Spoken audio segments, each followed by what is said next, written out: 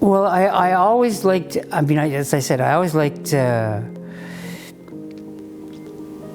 movies and thought about, you know, I mean, ideally,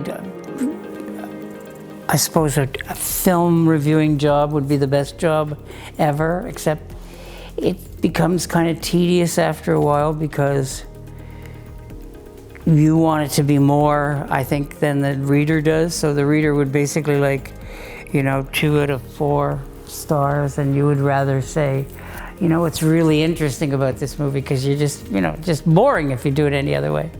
So there was that, number one. Number two, I had to make a living. So I was making a living as a teacher, and I knew that I could, and I started writing freelance about movies, mostly.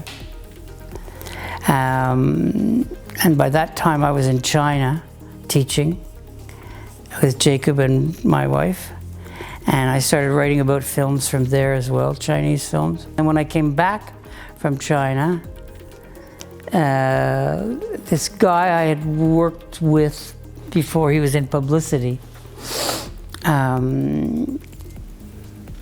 you know, because I was a freelance journalist and he was a publicist, we obviously had a symbiotic relationship of sorts.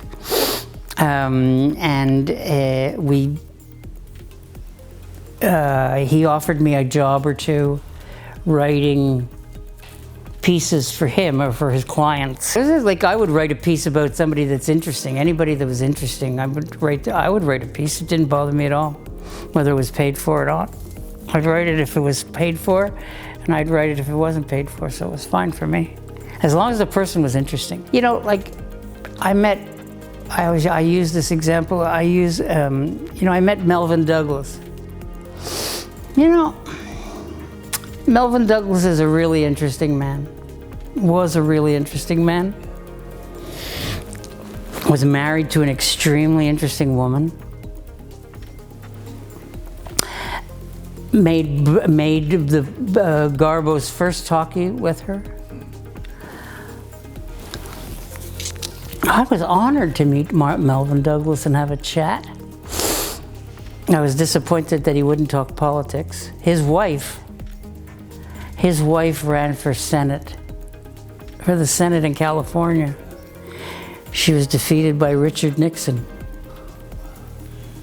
So, you know, it's like, that's interesting to me. But when I asked Melvyn Douglas, he said, oh, I wouldn't talk about politics outside of my country, which I thought was interesting. So you do meet sort of interesting people like that. It has really made, you know, it's made life very interesting.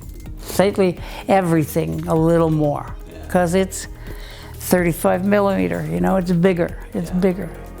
And we've turned it into a kind of religion and a cult and a thing that's probably way more important than it naturally is. But yet it preoccupies so much of our time. So it seemed like the next natural step was to get involved in it. From liking it, to wanting to talk about it, to criticizing other people's, and then being offered the opportunity to actually do your own, as much as one never does one's own thing, but to produce something, for example, just to produce something. And so when that opportunity came, I jumped at it and never looked back.